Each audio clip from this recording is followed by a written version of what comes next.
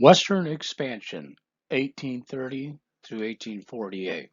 The painting that is in front of you is basically Manifest Destiny, as you see, as she is traveling westward, and of course, bringing with her the trains, the pioneers, and you can see that the Native Americans are trying to flee. Following this unit of study, the U.S. history student should be able to answer the following focus questions in detail. Why did Americans move west of the Mississippi River during the 1830s and 1840s? How did they accomplish this? And where did they move to? 2. How did Texas become part of the United States? Why was the process so complicated? And how did it impact national politics? 3. What are the similarities and differences in how California and Texas were settled and how they became part of the United States? And 4. How did opposition to the Mexican-American War complicate national politics? Moving west, New York newspaper editor John O'Sullivan coined the term manifest destiny in 1845 to describe the United States' aggressive westward expansion. The idea of manifest destiny included the belief that the United States had a God-given mission to extend its control from the Atlantic to the Pacific Ocean, and to bring American Christianity, capitalism, democracy, and culture there. Americans used this idea instead to justify aggressive actions against Mexico, British Canada, and many Native American nations that lived in the West. Manifest Destiny hid the more negative aspects of American expansion, including the extension of slavery. Overcrowded east, by the early 1800s, land was scarce in the east, especially New England, and land was more productive and expensive in the middle Atlantic states. In the South, planters controlled the best lands. Facing limited opportunities, the young, the poor, and rural East had strong incentives to move west where land was cheap and fertile. The population growth in the period of 1800 and 1850 saw the national base population increase by almost 5 times. Through purchase, Louisiana and Florida, and conquest, various Native American tribes, the land area of the nation more than tripled. Large families became the norm in rural society, and during the years of the Jeffersonian Republicans, the government land policies attempted to aid Americans who wished to become freeholders. Public land prices would fall between 1800 and 1830. The various draws between 1841 and 1867, hundreds of thousands of people took overland trails to California or Oregon, while others settled in regions such as Colorado, Texas, and Arkansas. A small number traveled by sea from the east coast of the United States to California around the southern tip of South America. The main factor that tended to drive people to move to California was the discovery of gold there in 1848. However, other sorts of opportunities, fertile farmland, and a sense of escape from life in the East were also common factors. Plains Indians, more than 325,000 Native Americans, over 200 linguistically, cultural, religiously, and governmentally diverse nations lived in the lands west of the Mississippi River in 1840. The movement of American migrants across the lands and their efforts of settlers, federal officials, and U.S. military to control Native Americans led to conflict that increasingly undermined Native American cultures and leadership. The Great American Desert was referred to in 1830s United States that had set aside land west of the Mississippi River for displaced Native Americans. Whites had originally been reluctant to settle on the western plains because they believed the region had little potential for agriculture. The Sioux were the dominant power on the northern and central Great Plains. The other two major tribes were the Crow and the Arapahoes, and trade in buffalo hides increased in the early 1800s. Epidemic diseases helped the Sioux expansion since the nomadic Sioux were less susceptible to disease than the sedentary agricultural peoples. The differences in fighting of war existed between whites. The Plains Indians fought to show honor rather than killing as many enemies as possible. Mexico and the Spanish West. Centuries-old Spanish efforts to colonize the north, most provinces of Mexico had been less successful in Arizona, in Texas, and in New Mexico than in Florida, where they were fortified by the Yuma and the Apache. During the reign of Napoleon, the Spanish colonies in North and Central America experienced a similar situation of self rule to what the American colonies enjoyed during the English Civil War. Spain's king was overthrown and replaced by Napoleon's brother, Joseph, whom the Spanish colonials did not recognize as their king. In 1811, Father Miguel Hidalgo y Castillo took advantage of the situation to convince Indians and Hispanics to revolt against Spanish rule in Mexico, but a poorly organized uprising failed.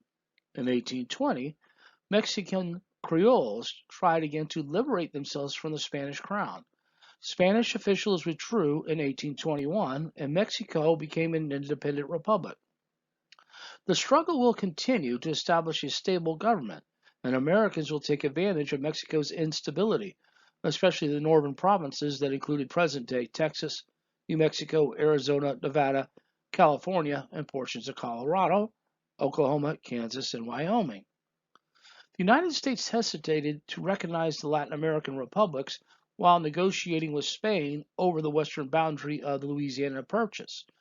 But once the Adams-Onis Treaty was ratified by Spain in 1821, the United States recognized the Republic of Mexico and other Latin American republics by 1826. After Mexican independence, the new government allowed trade with the United States. This led to the creation of the Santa Fe Trail between the Mexican settlement of Santa Fe and St. Louis, Missouri.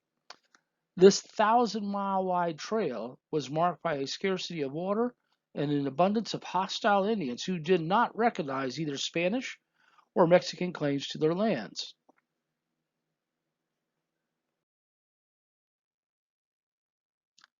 The overland trails. Now who's responsible? I say who's responsible for this unwarranted attack on my person?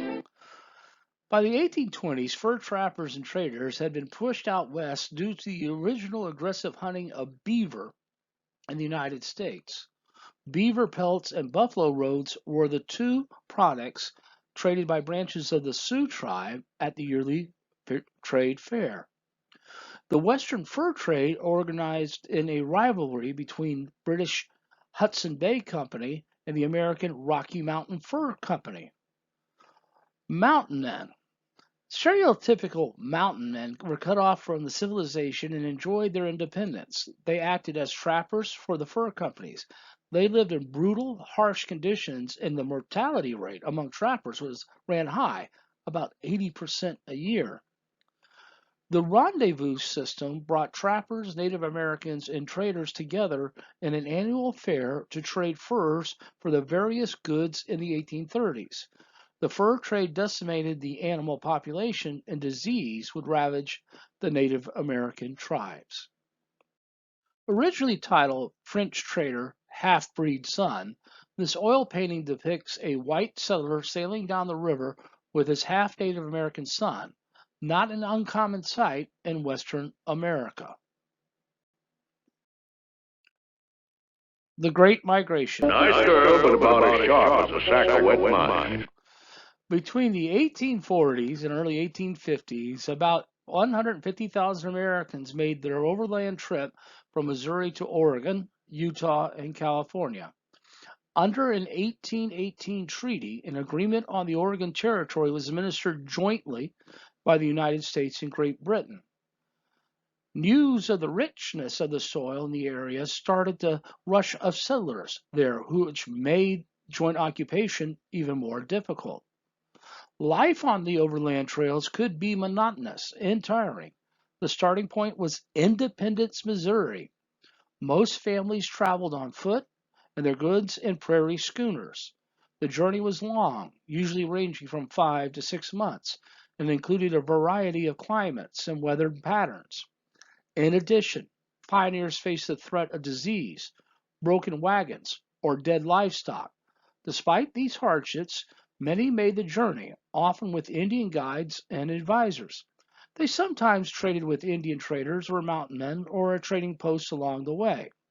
The overland immigration to the Trans-Mississippi West reached its peak in 1852, and the greatest cause of the 5,000 deaths that occurred on the Oregon Trail was disease. The Fort Laramie Treaty of 1851 was the first attempt to draw boundaries to contain the Plains Indians. The results of the Fort Laramie Treaty, including only a brief standoff between the Sioux and the United States government. The Native Americans guaranteed safe passage for settlers on the Oregon Trail and allowed roads and forts to be built in their territories in return for promises of annuity in the amount of 50. Women pioneers. Women on the overland trails not only cooked and washed and took care of their children, but also gathered dried buffalo dung to use as fuel as their wagons crossed treeless plains. Women faced the multiple number of hardships, and many experienced the additional difficulty of trying to feed, clothe, and care for their families while on the trail. Families often maintained traditional male-female division of labor that were familiar to them, but women often also found themselves participating in tasks that would have been considered unladylike back at home. The stress of the journey put pressure and tensions on marriages, especially when husbands had decided that their families would move west without consulting first with their wives. Divorces would soar in the West. Trails west.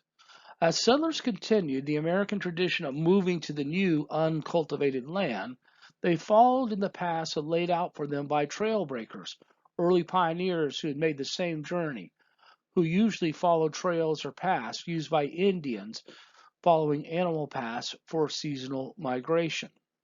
In the 1840s, as the number of American migrants across the overland trails increased, they crossed lands claimed and used by Native Americans of the Plains, Pacific Northwest, and other regions. California. The area of California was originally settled by the Spanish in 1769 in an attempt to thwart a perceived invasion attempt by the Russians, who had established a trading post in the Pacific coast, and to protect mining operations in northern Mexico. Mestizos were a mixed Native American Spanish ancestry, while Creoles were American born whites of Spanish ancestry. The smallest group were the Spaniards. Diverse peoples lived in the Southwest, and full blooded Native Americans who retained their traditional languages and customs were the largest groups in California in the 1760s. Full-scale agriculture was practiced only by the humans along the Colorado River. And from its establishment as a settlement, missionaries were sent to California to convert the natives as they had in other Spanish colonies. The missions were overseen by Franciscans and used as churches, fortresses, and barracks for Spanish soldiers. The Franciscans used their overwhelming force to control the Native Americans, required them to provide labor. The Hopi Indians incorporated aspects of Catholicism to their own religious rituals and beliefs. They occupied some of their dwellings over a period of about 500 years. Corn and beans were the staples in their irrigation-based agriculture, and these Franciscan missions would take the various names, such as San Francisco, Los Angeles, San Diego. When the Mexicans established their own government, a governor was sent to oversee California. Mexican administration of California was always weak. In the 1820s and 1830s, the missions in California saw much of their land turn into rancheros. This was due to the secularization of the mission system. American settlers to California included Yankees from New England and New York, and in coastal cities and Midwestern farms in the Central Valleys. John Sutter, a Swiss settler, founded a colony of European immigrants to California and set up a fort and trading post to American or European immigrants to California often became citizens of Mexican California after they learned Spanish, embraced Catholicism, and became active in California society and politics. Californios were persons of Spanish descent living in California and the American migrants staged 10 revolts against their Mexican governors and formed their own government removed from Mexico. California pushed a liberal land policy, allowing Mexicans to own land, and by 1846, American settlers in California numbered less than 800, whereas there was a total of 10,000 Californios and 150,000 Native Americans. American merchants opened up the Santa Fe Trail to eventually American takeover of New Mexico. This anti-Catholic lithograph sarcastically depicts the rulers of Mexico as lecherous Catholic clerics who were quick to desert the Mexican town of Matamoros as when U.S. troops arrived in May of 1846. The priest and monk riding out on the Matamoros accompanied by young women, bottles of wine, and other booty. The Donner Pottery. In 1846, a group of pioneers led by George Donner, going from Springfield, Illinois to California on the Oregon Trail, met with difficulties when they tried to take a shortcut. A series of tragedies struck the Donner Party, and starving members of the group eventually turned to cannibalism to survive. A rescue party eventually arrived and found that the last living members of the group, 47 of them, had followed the rescuers to Sacramento, California. But George Donner and his wife stayed behind to die because he was too weak to make the journey. John Fremont. John Charles Fremont became a national hero as a result of his explorations in the far west. Fremont made a name for himself as a pathfinder by discovering trails that others had made before him. Through funds secured by his father-in-law, Senator Thomas Hart Benton of Missouri, he was able to map out much of the western half of the continent.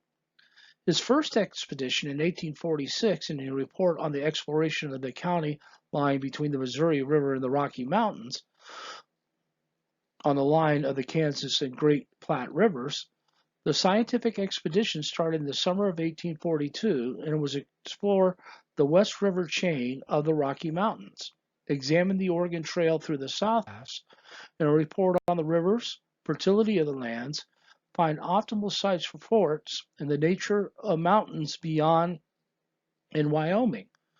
By a chance meeting, Fremont was able to gain the valuable assistance of mountain man and guide Kit Carson. Fremont and his party of 25 men, including Carson, embarked on the Kansas River on June 15, 1842, followed the Platte River to the South Pass, and starting from Green River, he explored the Wide River mountain range. The stories made Fremont an instant celebrity and earned him the nickname the Pathfinder. His second expedition was to map the more difficult half of the Oregon Trail from the South Pass, a 20-mile gap in the Rocky Mountains in present-day Wyoming. Fremont's group was the first to cross the snow and ice-covered Sierra Nevada in the winter. Its report from massive migrations to Utah, Oregon, and California.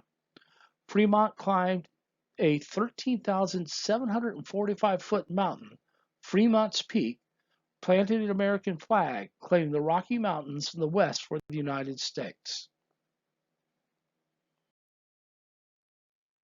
Texas, an American settlement. The administration of Texas was problematic for Mexico. Settlement was sparse, the economy was struggling, and communication difficult. Mexico's approach to early American settlement, the government saw the Americans as protection against Indian attacks, the Comanches. The Mexican government encouraged American settlement by offering large land grants to impresarios.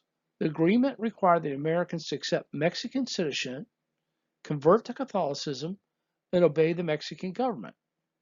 Stephen F. Austin, in 1821, American settlers were led to the region by Austin, many bringing slaves, which was illegal. Texians, Anglos, or Texians, the American settlers, and their slaves, by the 1830s, American settlement of Texas was still a Mexican province and was well underway.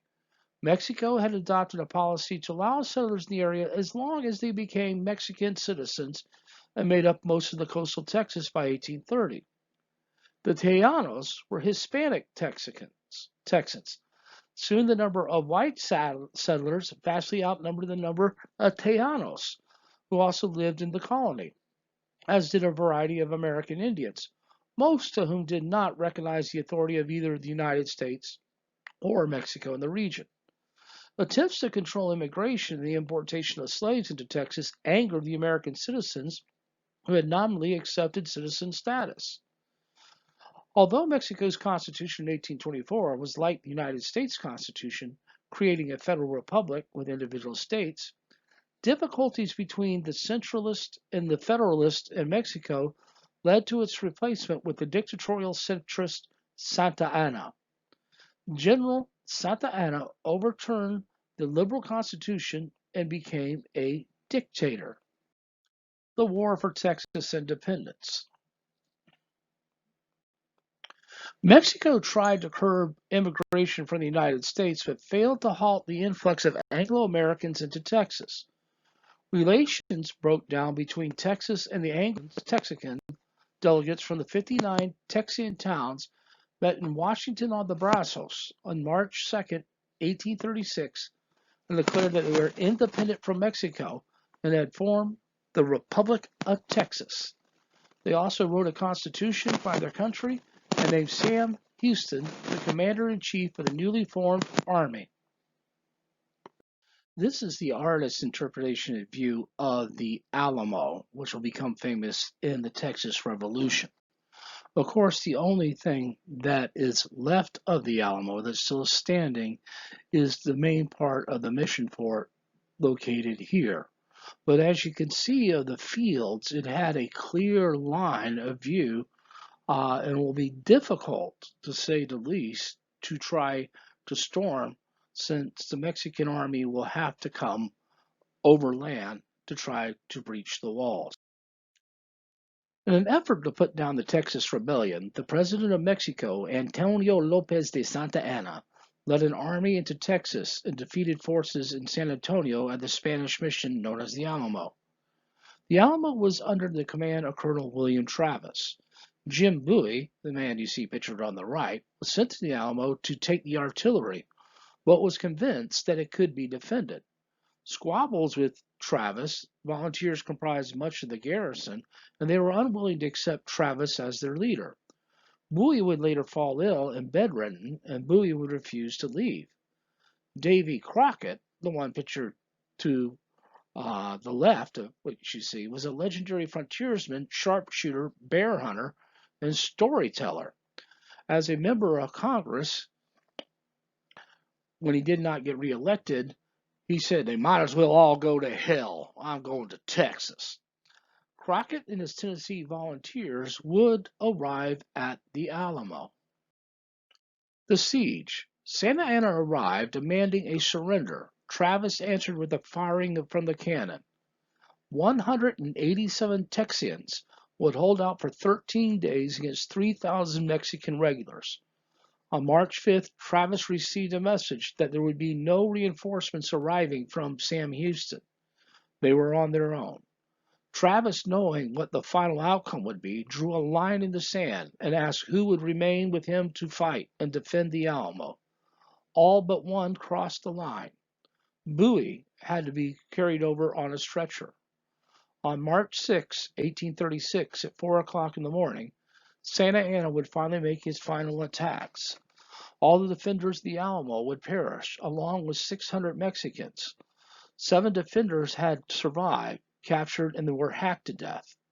Joe, who was Travis's ex-slave, had freed him before the fateful 9th, but he decided as a free man that he would stay and fight. Remember the Alamo would become the battle cry of the Texas Revolution. Goliad. On March 19th, Mexican General Jose de Herrera had quickly advanced and surrounded 300 men of the Texian army on the open prairie near La Bahia, Goliad. The 2-day battle of Coleto ensued, and the Texians holding their own on the first day. However, the Mexicans received overwhelming reinforcements and heavy artillery. In this critical predicament, Colonel James Fannin and the majority of his men voted to surrender. the Texian forces on March 20th. They were led to believe that they would be paroled and released to the United States. They were returned to the fort at Goliad, now their prison. The 75 soldiers of William Parsons Miller and the Nashville Battalion were captured on March 20th and marched to Goliad on the 23rd. They were kept separate from the other prisoners as they had been unarmed and surrendered without a fight. On 22nd March, William Ward and the Georgia Battalion, 80 men plus Ward, surrendered after escaping from the Battle of Refugio. About 26 men were retained as Victoria as laborers, but 55 of the prisoners were marched to Goliad on March 25th. The Goliad massacre was an event that occurred on the 27th of March, in which 300 of some 465 prisoners of war were killed by the town of Goliad on Palm Sunday. The killing was carried out under the orders of General Santa Anna. Despite the appeals for clemency by General Urrea, the massacre was reluctantly carried out by Lieutenant Colonel Jose Nicolas de la Portilla. This only put more fuel in the fire of the Texians to defeat at Santa Anna. The Battle of San Jacinto, April 21st, 1836. The runaway scrape on March 13th, Susanna Dickinson and Joe brought news of the Alamo garrison that had been defeated by the Mexican army and was marching towards the Texian settlement. A hastily convened council of war voted to evacuate the area and retreat. Led by General Sam Houston, the Texian army engaged and defeated General Antonio Lopez de Santa Anna in a fight that lasted just 18 minutes. Now, throughout the night, Mexican troops worked to fortify their camp, creating breastworks out of everything that they could find, including saddles and brush.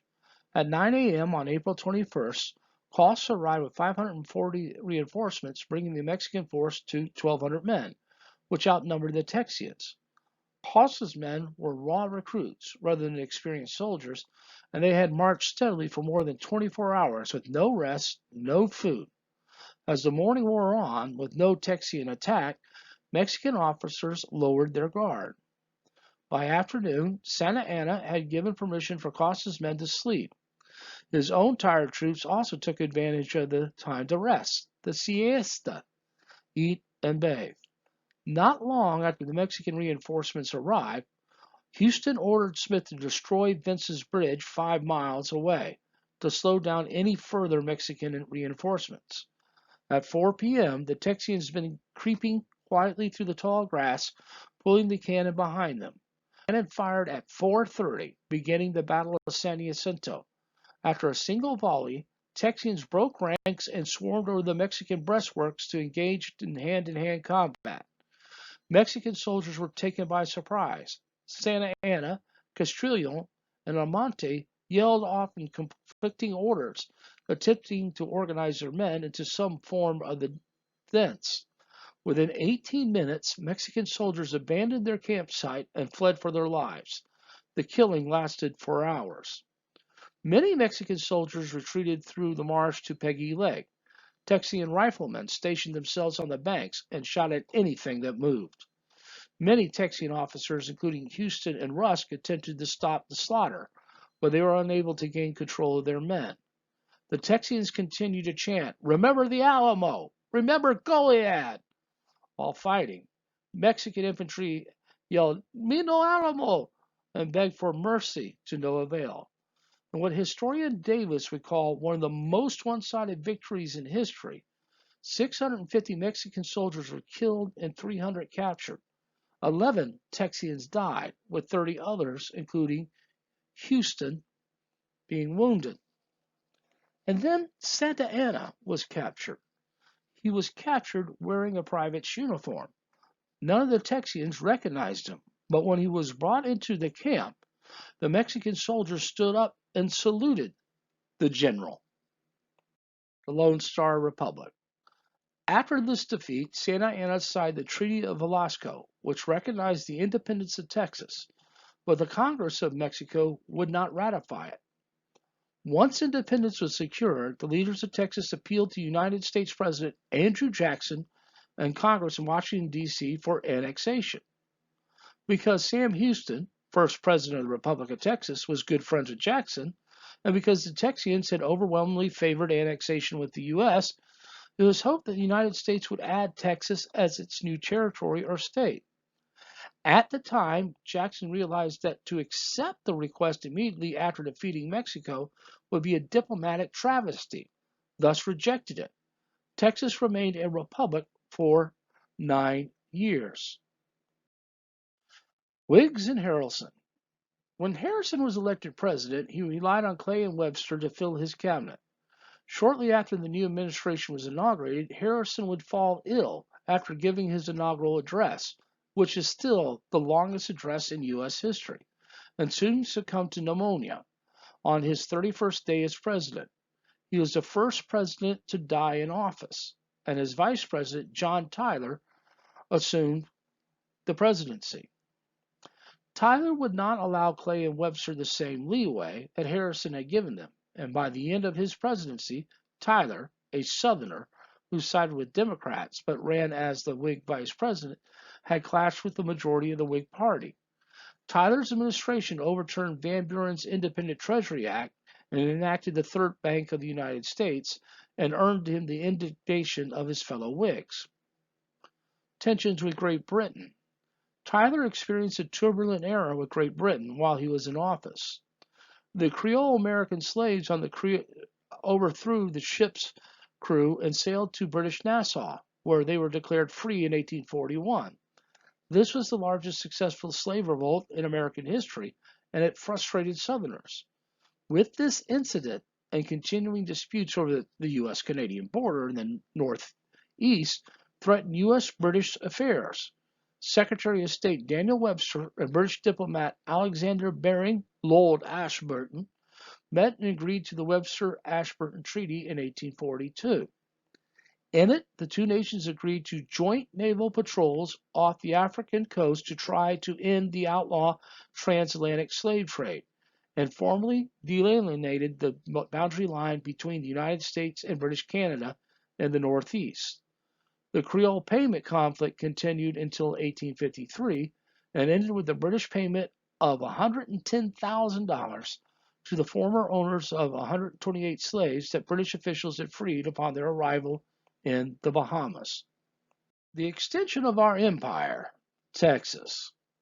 U.S. abolitionist forces raised constitutional questions over the addition of foreign territory, not yet recognized as independent by the original holder or by other nations.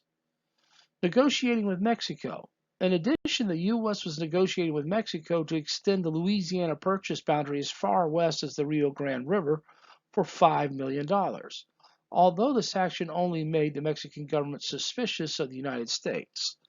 Although resolutions favoring the addition of Texas passed both houses of Congress, Jackson was sympathetic to Texas, and he believed that the U.S. had treaty obligations with Mexico, and until Mexico recognized Texas as an independent nation, the United States would be neutral over the Mexican struggle involving Texas. Furthermore, recognition of Texas, even without its annexation, might lead to war with Mexico, which could pull in other European nations on the Mexican side. Therefore, Jackson proceeded cautiously regarding Texas to the disappointment of many Texians, an action which delayed adding Texas to the United States for 10 years. But as the last presidential action, Jackson appointed a charge d'affaires from the U.S., Alcide Labonche from Louisiana, which in fact officially recognized the independence of Texas. The road to annexation. In a referendum on the annexation of the United States, Texans overwhelmingly favored joining the United States, and Texas immediately sought recognition by the annexation to the United States. But several questions were raised. A U.S. constitutional question. Could Mexico recognize Texas as independent? The U.S. had no constitutional authority to annex a foreign country. Treaty obligations. The U.S. recognized Mexico independence and were in fact negotiating with them over the purchasing part of Texas and extending Louisiana Purchase boundary as far as south to the Rio Grande River. Abolitionists feared that the expansion of slave territory and the extension of slavery Texas was huge. It could almost make up 5 new states. Northern Whigs feared an increased political clout of Democrats with additional of the new southern states out of the Texas territory. Annexation and statehood. Gradually, objections were overcome, and President John Tyler in 1844 encouraged Congress to annex Texas by joint resolution. Congress passed a joint resolution which was signed by Tyler in March of 1845. Texas met in July in Austin to accept the terms of the joint resolution which permitted Texas immediate statehood with the retention of the public lands in order to pay its national debt and to write a constitution. Texas joined the U.S. in February of 1846 as the 28th state, the last slave state to enter the Union before the Civil War, claiming boundaries to the Rio Grande River to the south all the way to Santa Fe, New Mexico, and then in a straight line to the 42nd parallel. A tragic cruise. The USS Princeton explosion. On February 28, 1844, President Tyler and a group of 300 dignitaries boarded the USS Princeton, a new warship for a voyage on the Potomac River. Sailors fired the ship's 15-foot-long cannons.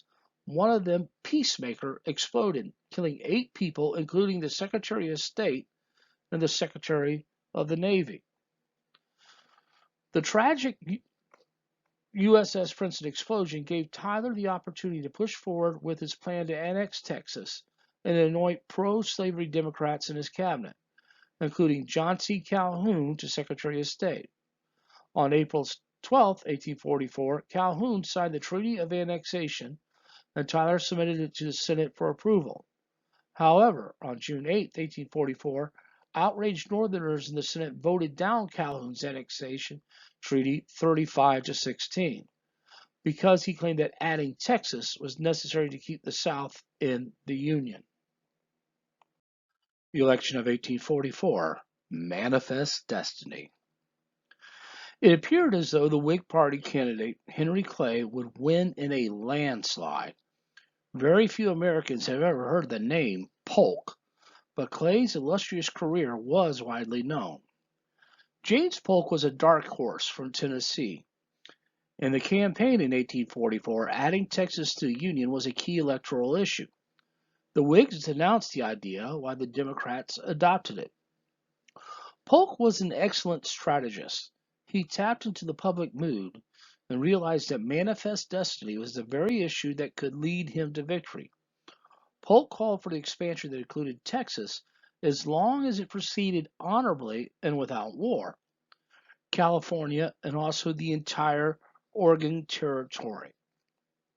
The northern boundary of Oregon was a latitude of 54 degrees and 40 minutes.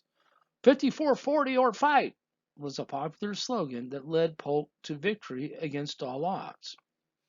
Manifest destiny was the cornerstone of President Polk's foreign policy, especially the acquisition of California. The results. The Liberty Party of dissatisfied Whigs cost Henry Clay the election, as Polk would take New York. The Democrats viewed their victory in the election in '84 as a mandate for expansion.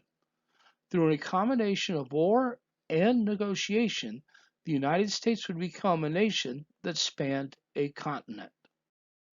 Polk's goal.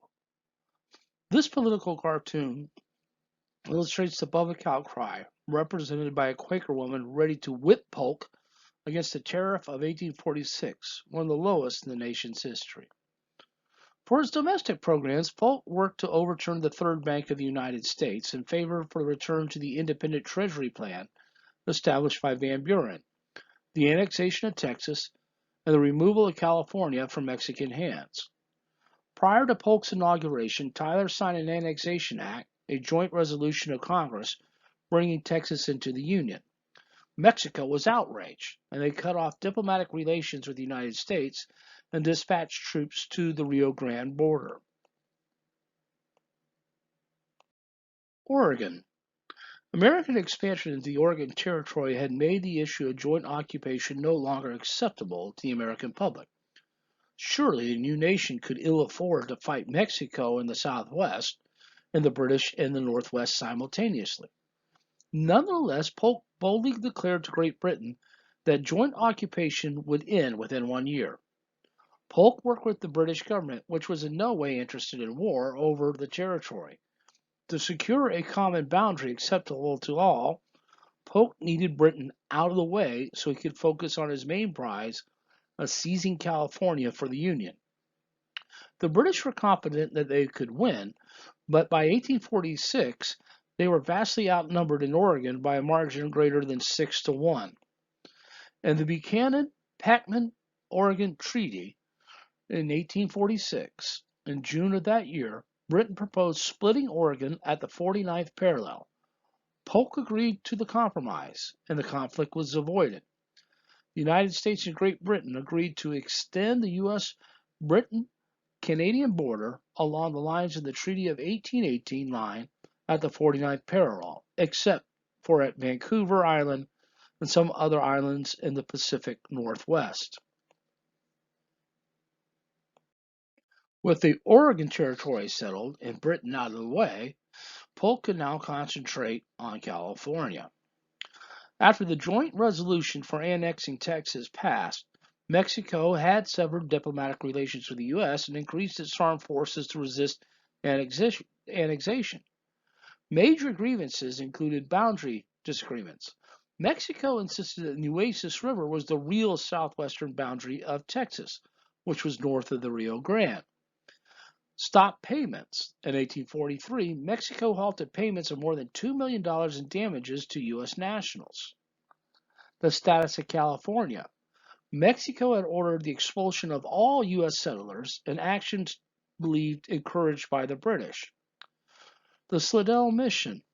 Early in August of 1845, after learning that Mexico desired to resume diplomatic relations, the U.S. government sent Special Envoy John Slidell to Mexico on a secret mission to explore purchasing Upper California and New Mexico and to adjust the boundary from the mouth of the Rio Grande along the 32nd parallel at a price of $15 to $40 million. After the United States withdrew its naval squadron off Veracruz, negotiations started. Although Mexico wanted to only discuss the boundary of Texas, Slidell was authorized to offer $5 million for New Mexico and $25 million for California and to resume Mexican debts to U.S. nationals, if Mexico would accept the Rio Grande as the boundary of Texas. Because the Slidell mission desired to discuss extraneous issues, Mexico refused to receive him on the technical reasons. Well, the United States Senate had not yet to confirm him. Picking a fight. General Mariano Paredes, upon learning his refusal to receive Slidell, General Zachary Taylor was ordered to the Rio Grande as a result of even considering discussing the Texas boundary.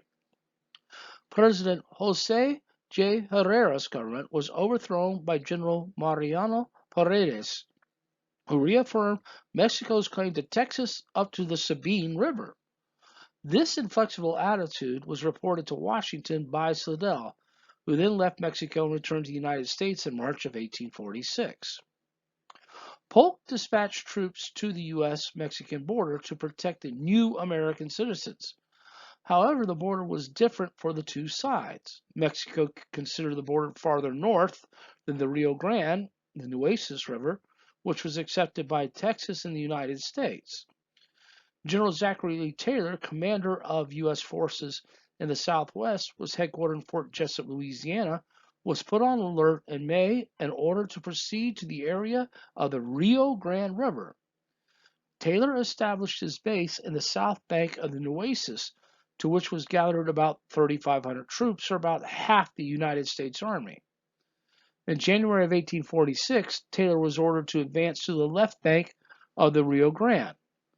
The second in command, General William J. Worth, proceeded to the Rio Grande north of Matamoros, facing a Mexican force of 5,700.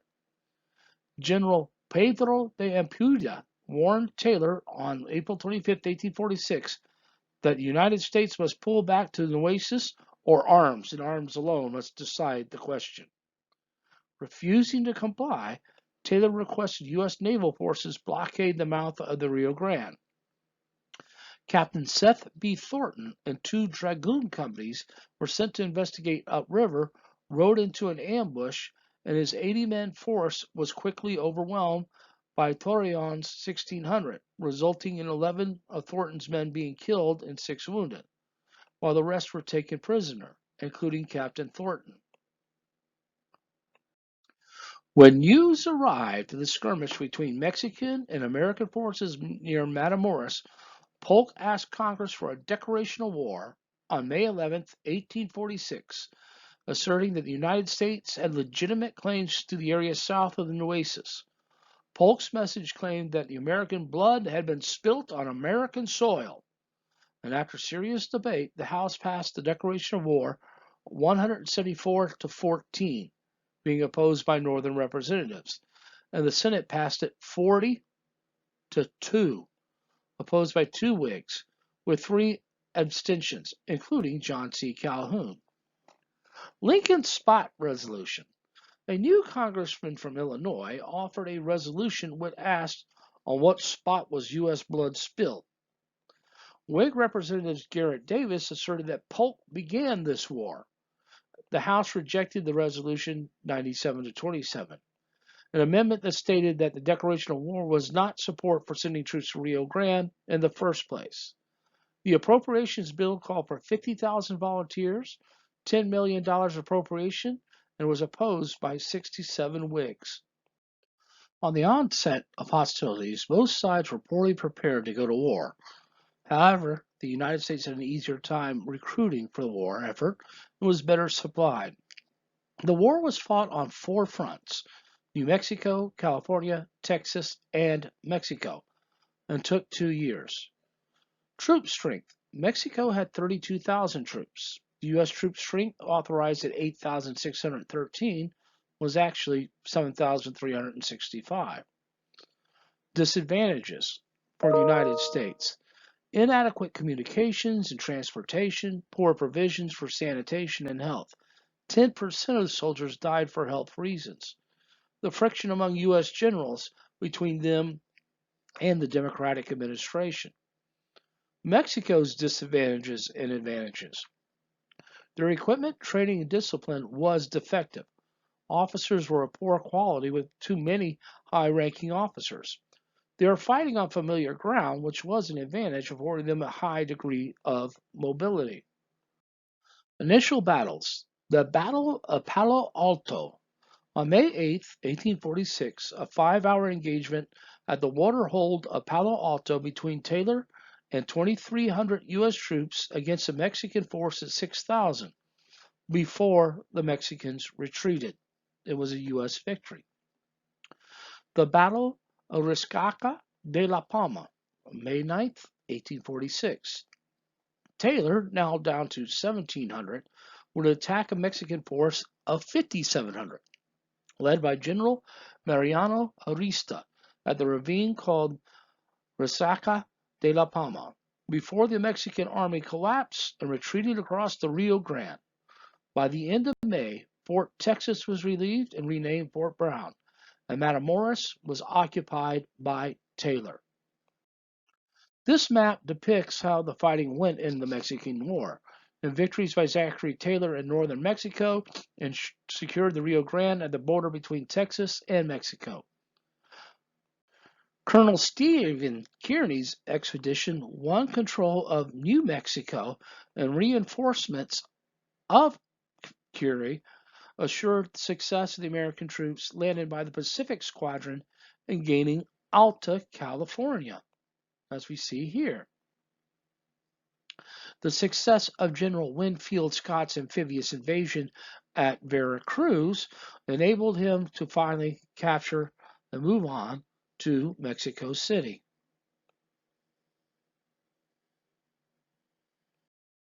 The annexation of California. When war was declared, Americans in California were ready to break the province away from Mexico. While Mexico was busy defending itself, John C. Fremont and other followers declared independence and established a republic, the Bear Flag Republic, that lasted long enough for the American envoy to arrive and declare California a province of the United States. A naval expedition in California in July and August of 1846, U.S. Commander of the Pacific Coast Naval Forces, Commodore John D. Sloat, sailed for the port of Mazatlan when learning of the U.S. blockade of Veracruz. Arriving in Monterey, he raised the U.S. flag, proclaiming California part of U.S. territory. Commodore Robert F. Stockton replaced Sloat in the face of united Mexican resistance near Los Angeles. Although Los Angeles was captured by U.S. forces, a new regime was established with Stockton as governor. Fremont was the military commandant in the north, and Lieutenant Archibald H. Gillespie commandant in the south. The Mexican Revolt, led by Captain Jose Maria Flores against U.S. authorities, drove the Americans from Los Angeles, Santa Barbara, Santiago, and other points. Keary's expedition in September of 1846 through January 13, 1847. After securing New Mexico, Kearny with 300 dragoons headed for California and met Kit Carson, who was en route to Washington, with news that California was secured. But on arrival in Mexico, he learned of the Mexican revolt in progress and defeated Mexican forces at San Pascual and reconquered California. Kearny and Stockton retook Los Angeles in January, thus ending the hostilities and war in California. At the Treaty of Chujunga was signed by the remnant of Mexican forces, Californios, who promised not to again take up arms during the war and to obey the laws and regulations of the United States, were allowed to peacefully return to their homes in rancheros. They were to be allowed the same rights and privileges as were allowed to citizens of the United States. But a struggle would ensue between Stockton, supported by Fremont, and Kearny, who had authority, was finally resolved in Kearny's favor, after which Fremont was court-martialed and dismissed from the service. Although Polk restored Fremont to duty in the Army, he resigned, leaving strained relations between Polk and Fremont's father-in-law, Senator Thomas Hart Benton of South Carolina. War in northern Mexico. Taylor captured Monterey in September of 1846 and consented to an 8-week armistice, pledging not to move southward and secured surrender terms from the Mexican government. When these terms reached Polk, he refused to accept them and ordered hostilities to recommence, and they resumed operations on November 13, 1846. At the Battle of Buena Vista, February 22nd through the 23rd in 1847, Taylor was ordered to send 8,000 troops to Winfield Scott in Veracruz, arousing his suspicions against the administration. As a result, Taylor took the offensive, facing 20,000 Mexicans, led by now Santa Anna. Taylor withdrew to a more defensible position north of the hacienda of Buena Vista. After Taylor refused to demand for unconditional surrender, you know how Santa Anna deals with unconditional surrender, Santa Anna, with 15,000 unskilled soldiers, was defeated by Taylor's 4,800 mostly inexperienced volunteers, but they were more experienced than the Mexican soldiers. Santa Anna then retreated back to Mexico City. General Winfield Scott. Because Polk was convinced that Taylor could not successfully conclude the war, he agreed to an expedition to Veracruz led by General Winfield Scott. Scott landed in a successful amphibious invasion near Veracruz on March 9th, and the city would fall on March 29th. St. Patrick's Battalion. The men of St. Patrick's Battalion continue to be celebrated in Mexico as martyrs, with numerous cities, schools, and streets being named San Patricio. The San Patricios, or St. Patrick's Battalion, was made up of several hundred poor Irish and German Catholic immigrants who had deserted from the United States military, about 7,000, and joined the Mexican military. Many of the Catholic defectors resented the abuse they received from Protestant officers and the atrocities they saw committed against Catholic Mexicans. Others were attracted by the higher wages, land grants, and promises of citizenship offered by the Mexican government. They fought well and were treated as deserters when captured by Scott and his soldiers in the war, which means they were shot.